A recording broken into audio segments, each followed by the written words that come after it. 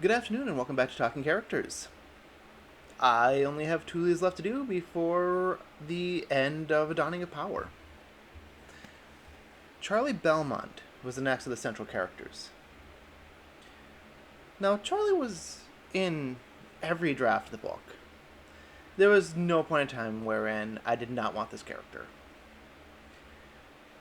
Um, I think that at the smallest the cast of the characters ever was, I'd conceptualized Snake Gex, Lance Jacob, and Charlie Belmont simultaneously. Although I think I did originally have a different name for Charlie, but I don't remember.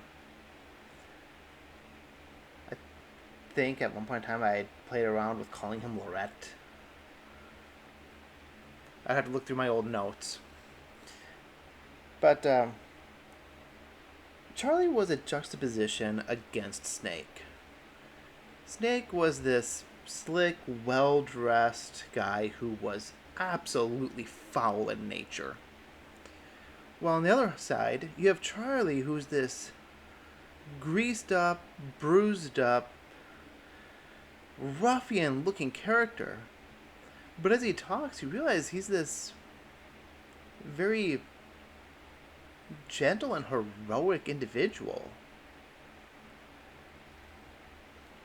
Um, the characters that follow him around, of Muhammad Quinn and Lucy Wingate, they were unfortunately never quite so well put together.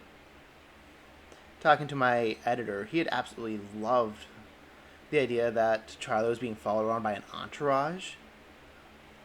But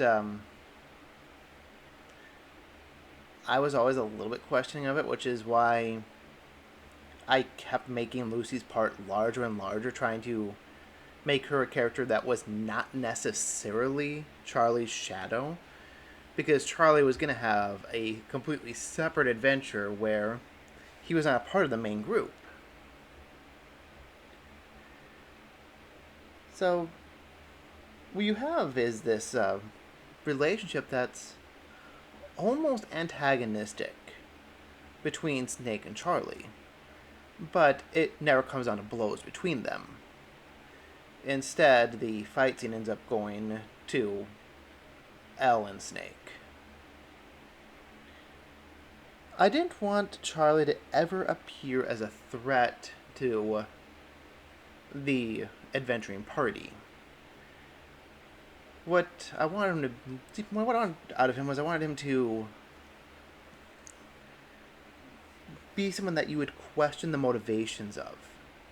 The sort of person you would look at and immediately think that something's not quite right, only to realize that you were wrong.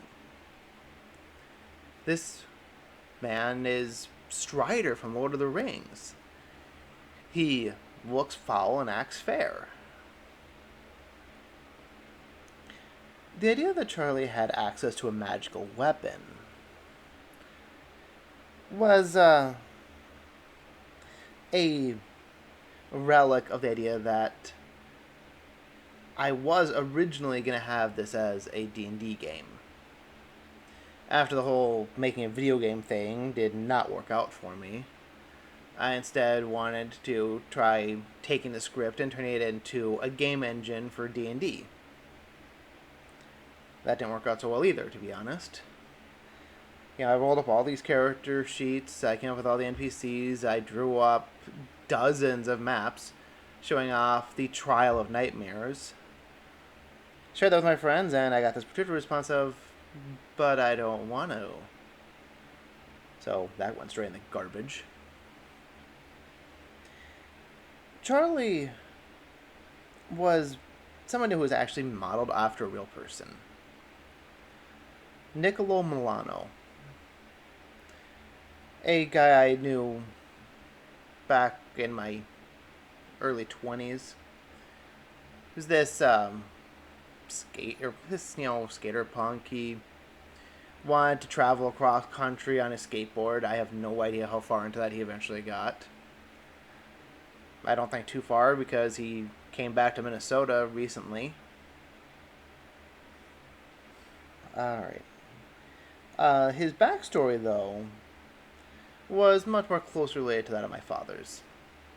The idea that he worked in a school, the idea that he had an engineer's license. So I guess there's something very personal about the character. The idea that he carries around a whip and that he could steal monsters' essences, I didn't make too much reference to in the original book. That gets made reference to a lot more in World Walkers and the Avatar Awakened, but we're not up to that yet. If there was a character who was meant to be the central character, Charlie would definitely be a runner-up. The reason why he wouldn't have been the main character at any point in time is he wasn't the POV. He was not the person telling the story.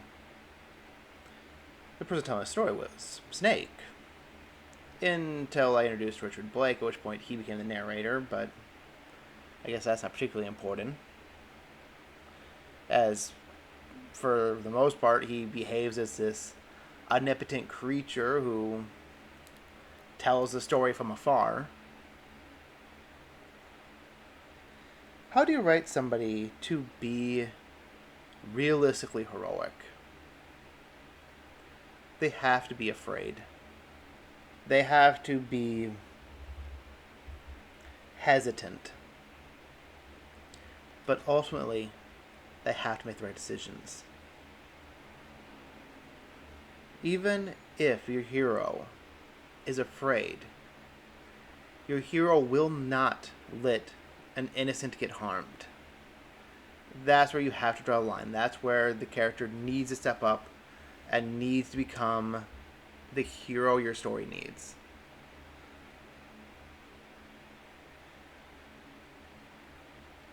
And that brings us up to our last character, Lance Jacob. We will talk about that next time.